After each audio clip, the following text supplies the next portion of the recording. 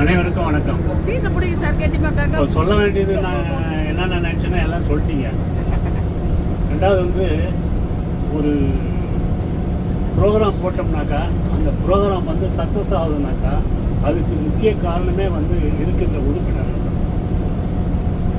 நாங்கள் வந்து இந்த ப்ரோக்ராம் போடும்போது நான் நித்யா சார் ஜெயின் போடும்போது ஒரு வார்த்தை சொன்னோம்னாக்கா எல்லாரும் கட்டுப்படுவாங்க. நாங்கள் சொன்னால் ஏற்றுக்கிடுவாங்க. அந்த நம்பிக்கை எங்கள் பேரில் இருந்துச்சு. அவங்க நம்பிக்கைக்கு தகுந்த மாதிரி நாங்கள் ஏற்படுத்தோம். இந்த ப்ரோக்ராம் சக்ஸஸ் ஆனதுக்கே காரணம் வந்து நீங்கள் சொல்லுவீங்கல்ல, 5 மணிக்குனாக்கா 4:45 இருக்கணும்னு சொல்லுவோம். ஆமாம் சார், ஆமாம். 4:45 மணிக்கு இருக்கணும்னு சொல்லுவோம். 4:45 மணிக்கு எல்லாரும் வந்துடுவாங்க.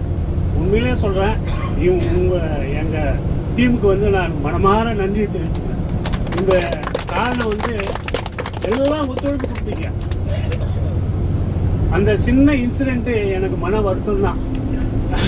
வருத்தம்னாக்கா இல்லை, அது வந்து வருத்தம் இல்லை. நான் வந்து அவங்களையும் நம்மளுடைய நண்பராக தான் நான் நினச்சேன். அதாவது வந்து அவங்கள வந்து நாங்கள் இந்த டீமாக தான் நாங்கள் நினச்சோம். அந்த டீம் நினைக்கும் போது அவர் வந்து நாங்கள் சொல்கிறோம் இது மாதிரி போனாங்க அப்படி இப்படி சொல்லும் போது தான் அவர் வந்து சில கசப்பான இது பண்ணிட்டார்.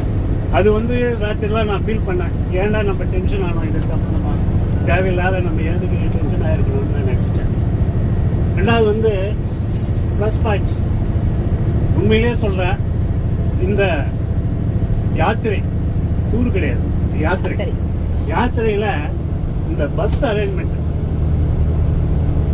உண்மையிலே நல்ல ஓட்டுநர், நல்ல இவர் வந்து நமக்கு அமைஞ்சார். ஏன்னாக்கா ஒரு யாத்திரை செல்லும்போது முக்கியமாக வந்து பயணம் முக்கியம். அந்த பயணம் இடைஞ்சல் இல்லாமல் போகணும். அந்த இடைஞ்சல் இல்லாமல் போகிறதுக்கு வந்து இந்த பஸ் வந்து உண்மையிலே நம்ம கொடுத்து வச்சிருக்கோம். பாருங்க, அந்த பஸ் எங்கே நின்றுச்சு? ஃப்ரண்ட்டு போகுது, பேக்கில் வருது, ஆனால் ஸ்டெடியாக போகுது இல்லை.